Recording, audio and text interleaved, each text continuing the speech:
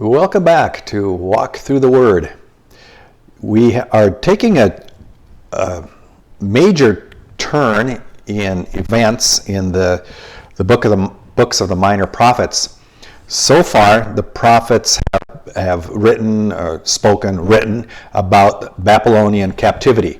Most of the prophets, and especially the minors, as we were going through, the captivity that's going to be coming in Babylon.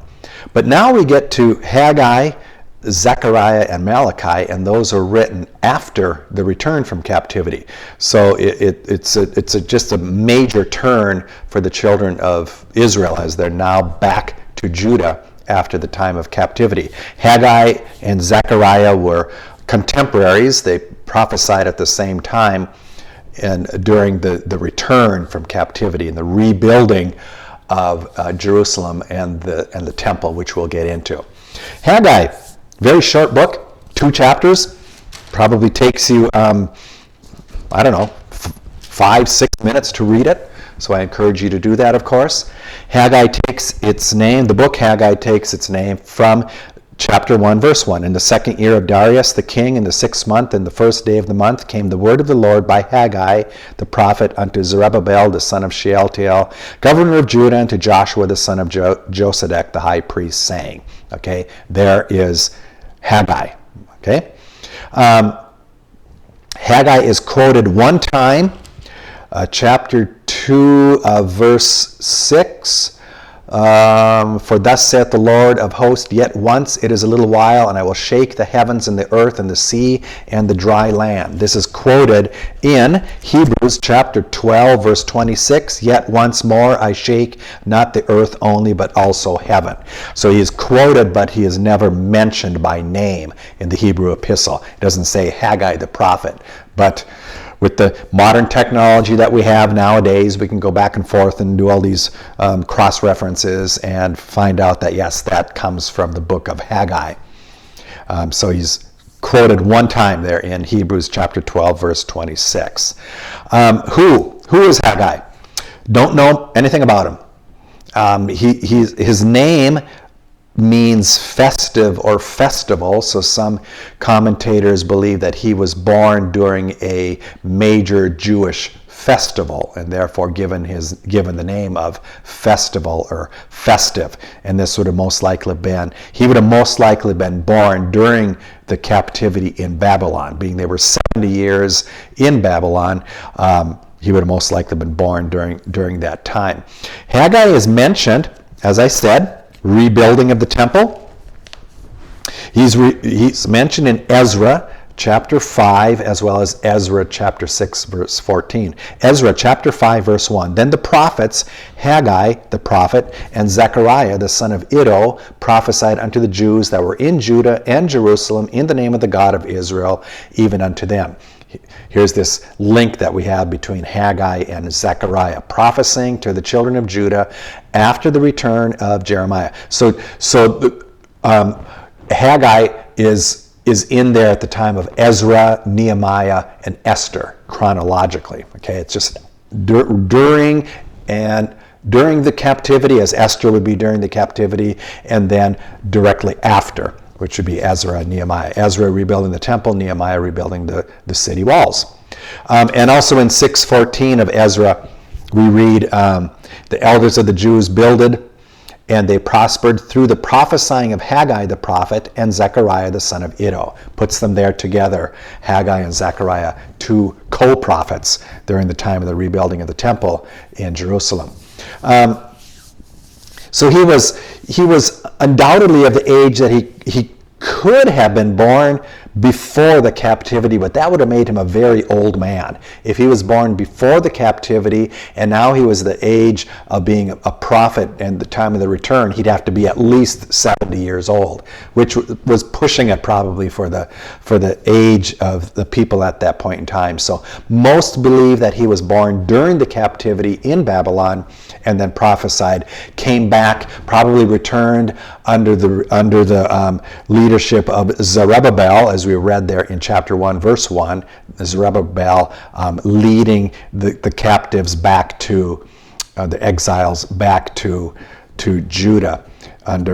King Darius as he okayed or released the people from Babylon. Okay, that's the history of this all. Haggai chapter 2 verse 3 sort of tells us, or some people believe, that he had experienced the time before the destruction of the temple in Jerusalem, but that's just a hint. Chapter 2 verse 3, who was left among you that saw this house in her first glory? Who, he's asking them, among the people, the Jewish people, the people of Israel, did you see the Lord's house before in all of its splendor, in its glory? And how do you see it now? Is it not in your eyes in comparison of it as nothing? Some people are saying, well, you saw it before, you see it now. Isn't it almost like you can't compare the two, the temple before, Solomon's temple, and the rebuilt temple? It's almost like, there is no comparison. So some people say that he could have been around before that. But I tend to believe that he was born during the time of the Babylonian captivity. But, when there's not written much about a person in the Bible, then we can do a lot of guessing and surmising. And I think maybe that's what I have done here for the last few minutes, and surmised a lot about Haggai, who he was and when he was born, because the Bible doesn't tell us anything about it, okay? Why was it written? He's telling them to get building that temple. Get to rebuilding the temple. Chapter 1, verses 2 and 4. Thus speaketh the Lord of hosts, saying, This people say, the time is not come, the time that the Lord's house should be built. They had already begun to rebuild the temple, and now they were in a 7-year, I think it was a 7-year time of they could not. The temple rebuilding was stalled. And Haggai is telling them, as the Lord spoke to him, the people were saying, nah, it's not the right time. We can't really start rebuilding yet. It's too dangerous. And Haggai is telling them, no, it is time for you to start. When he said, is it time for you, O ye, to dwell in your sealed houses, meaning paneling on the walls and on the ceiling? They're paneled, finished houses. And this house, that is the house of the Lord, lie waste. Now therefore, thus saith the Lord of hosts, consider your ways. You have been given so much now. What about the house of the Lord that is still in ruins? Go up to the mountains and bring wood and build the house, and I will take pleasure in it, and I will be glorified, saith the Lord. You looked for much, and lo, it came to little, and when you brought it home, I did blow upon it. Why? Saith the Lord of hosts, because of mine house that is in waste, and ye run every man into his own house. Therefore the heaven over you is stayed from dew, and the earth is stayed from her fruit. God is withholding his blessing from them because they are not building this temple. Remember, go way back to the beginning when David desired to build the temple, and he was sitting there in his house of cedar and lamenting to God that I'm living here in comfort in this house of cedar, this beautiful log cabin, and your house is still a tent. And God spoke to him that you are a man of blood, you cannot rebuild the temple, but your son will build the temple. Solomon then built the temple. But it sort of brings us back to that time that there was a lamenting of David that the Lord's house was not being built. Now there is a lamenting of Haggai through the prophecy which God had given unto him, the words that God had given him, to get off your couches and get rebuilding this temple. Okay? Where is it? It's in Judah. Obviously, they're back in Jerusalem, returned from exile in Babylon in the east, and they are in Judah. So that's where this whole prophecy takes place, in the city of Jerusalem in Judah. Okay? When did it happen? This is always an interesting one. I gave you some hints already that it's during the time of Ezra, Nehemiah, and just after Esther. But the rebuilding of the temple had begun in 535 BC. This is well documented. 535 BC, they returned and they began rebuilding the temple. But they were forbidden by, his name was Rehum, and he was a chancellor. They were forbidden because these people these Jewish people, they were dangerous people. They would probably be able to overtake the Assyrians at that point in time, who had taken over Babylon. He had a little bit of fear about these people, as if they would get together. The temple was their gathering place. It was their cohesiveness. And he was nervous about that these people, if you allow them to build the temple, if we allow them to build the temple, they're going to come together as a people, and they might rise up against us. So the building was suspended, the rebuilding was suspended for 7 years until 520 BC. So they had built on it for a number of years, and then it had been suspended, and it resumed then in 520. This is the date that the temple rebuilding resumed. So therefore, the book was probably written around 520.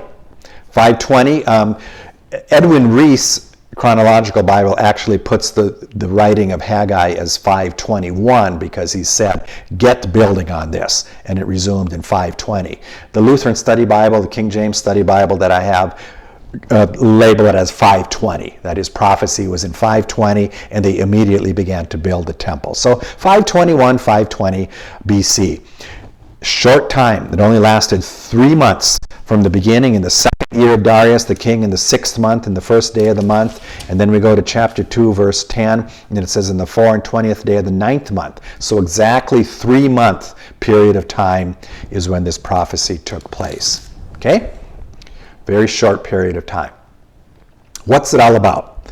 Okay, I already said it is God spoke to Haggai, the prophet. The word of the Lord came to Haggai the prophet saying, it is time for you to rebuild, to resume the rebuilding of the house of the Lord. Okay? They obeyed in verse 12, chapter 1, verse 12. Then Zerubbabel, the son of Shealtiel, and Joshua, the son of Josadak, the high priest. This is not the Joshua that led them out of Egypt. Of course, that was hundreds of years before.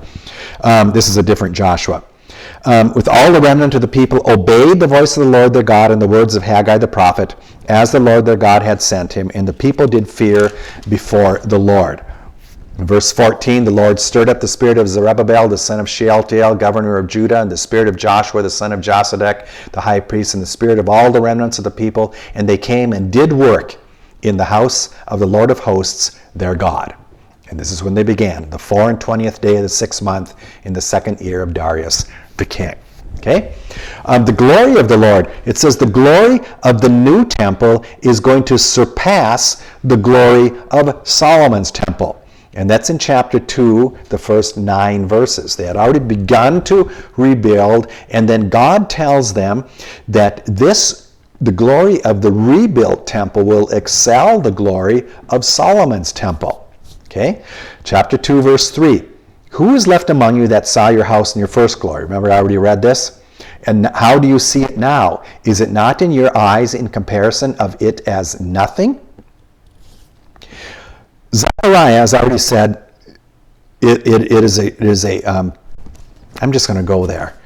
It is he was a contemporary of Haggai, and he writes of this time in the 4th chapter of his prophecy. Chapter 4, verse 10.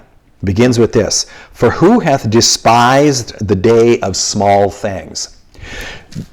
The children of Israel, after they returned from captivity, the older ones, as they remembered the glory of Solomon's temple, and now they saw the rebuilt temple, they called the days of the rebuilt temple the days of small things, because the temple just did not compare with Solomon's temple. Remember the gold and the glory of Solomon's temple.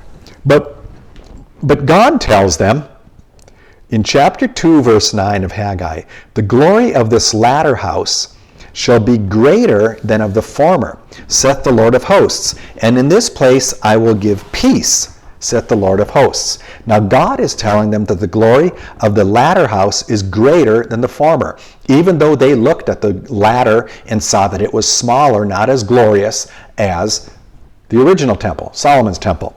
So I'm going to read something from the Lutheran Study Bible. Let's see, I didn't have that open, so I've got to find that. Bear with me here as I go through the Bible here. Obadiah, Micah, Nahum, Habakkuk, and here we come to Haggai. Verse 9, Luther writes about this. Chapter 2, verse 9. This splendor could not lie in gold or silver or other precious objects, since that first temple had been built much more richly and splendidly. Therefore, the day of small things, okay? Rather, this is a spiritual splendor which comes through the preaching of the gospel. All these things have been fulfilled in Christ. All that the temple was, the temple of Christ fulfilled it. And what would make the second temple even more glorious than the first was the presence of God's Son in it. And then he goes and speaks about health and peace and prosperity and so on and so forth. But here is the central point of this prophecy, really. Christ, making the second temple much more glorious, even though it didn't have the outward glory of silver and gold as the first temple. But the second temple, in that it was fulfilled, the temple itself was fulfilled in Christ Jesus. There is the glory. So very Christocentric look at this prophecy. Chapter 2, verse 9, probably the central point in this book. The glory of this latter house shall be greater than the former. Even though it didn't look more glorious, it was more glorious because Jesus was the fulfillment of everything. Then there's the blessings for the people who had not taken up the mantle to rebuild the house. That's in chapter 2, verses 10 through 19. They will be blessed because they had been obedient to follow the Lord. Chapter 2, verses 18 and 19. Consider now from this day and upward, from the 24th day of the 9th month, that's the day that they started rebuilding, even from the day that the foundation of the Lord's temple was laid, consider it. Is the seed yet in the barn? Yea, as yet the vine, and the fig tree, and the pomegranate, and the olive tree have I not brought forth? From this day will I bless you. And this just speaks of the mercies of God. Even though they were you might even say, not obedient anyway in rebuilding the temple. They were afraid. That's why they had ceased from building. They were afraid. It's not the right time. I don't know. I don't think we should be doing this. And God then had to speak through Haggai as well as Zechariah to rebuild the temple. And God would then bless them in their efforts. The last thing, Zerubbabel, is the Lord's promise. He's the fulfillment of the promise. We read that in the last few verses. Speak to Zerubbabel, governor of Judah, saying, I will shake the heaven and the earth. That's quoted there in Hebrews also. And in that day, saith the Lord of hosts, I will take thee, O Zerubbabel, my servant, the son of Shealtiel, and I will make thee as a signet, a ring. He will place his ring of blessing upon Zerubbabel. Now, he was never the king. People probably wanted him to become the king, that the kingdom of Jerusalem or kingdom of Israel would resume, but that never happened. But where do we read Zerubbabel? Where do we read about him in the Bible? Well, we turn to Matthew chapter 1, and we read a little bit about Zerubbabel. God is going to put his blessing upon, that's a signet, a ring. He's going to put his blessing upon Zerubbabel. And how does he do that? Chapter 1 of Matthew, verses 12 and 13. And after they were brought to Babylon, Jeconiah begat Salathiel, and Salathiel begat Zerubbabel. And Zerubbabel begat Abiad, and Abiad begat Eliakim, and Eliakim begat Azar. And if we go right down the next few verses after that, Jacob begat Joseph, the husband of Mary, of whom was born Jesus, who is called Christ.